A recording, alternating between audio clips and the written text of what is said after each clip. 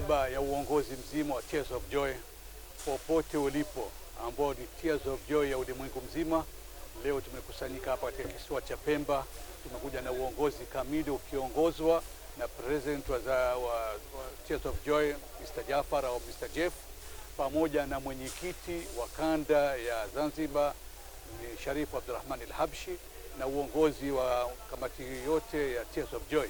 Kama tulivyoshuhudia, ndugu zangu Waislamu, kwamba tumeweza kuleta chakula cha kuwasaidia wastahiki wanaofaa kupokea sadaka hii kwa niaba ya uongozi, ambao kilichofanyika, ndugu zanguni, mweze kuelewa kwamba kazi iliyofanywa ni kazi nzuri, kubwa na ya uaminifu. Na sisi turejee sana kwa Mwenyezi Mungu, kwa maana ya kwamba wenye kupokea na wenye kutoa.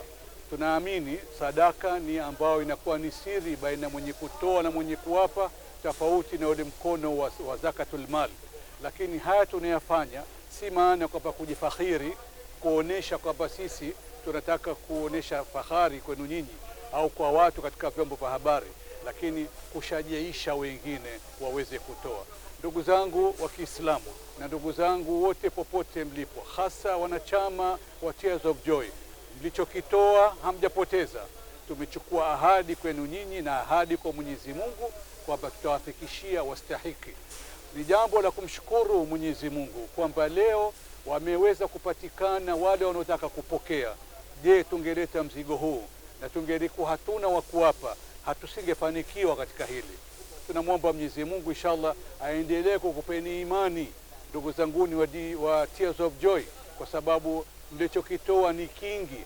Hii haikutoka Tears of Joy, imetoka katika mifuko ya wanajamii wa Tears of Joy, ambao package karibu 500 mbali Unguja na mbali hapa Pemba, na mali ambayo inakisiwa kifikio kama milioni 37. Ni si jambo dogo, na zimetoka katika mifuko ya watu ambao wenye kupenda kheri.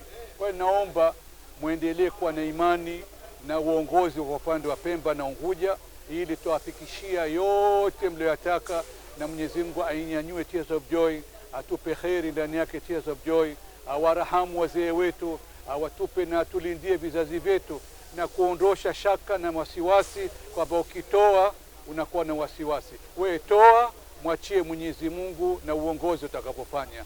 Kwa niaba ya hayo, naomba Ramadhani Karim, Mwenyezi Mungu ajalie Ramadhani yenye kheri na baraka, atupe minal aidina wal faizina sinina baada ya sinina wa awaman baada ya awam, ala ma tuhibu wa tardha ya dha jalali wal ikram. Wassalamu alaikum wa rahmatullahi wa barakatuh.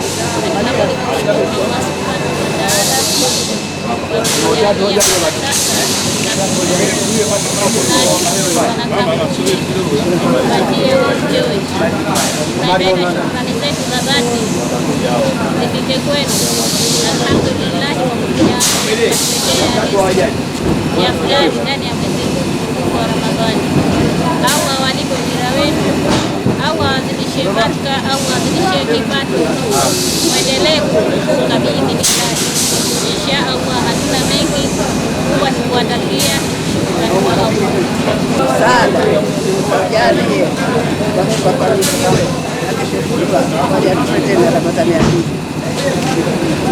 Mola tujalie watu hawa wanaotukuja waja Mungu wanao sote watuweza japo moja.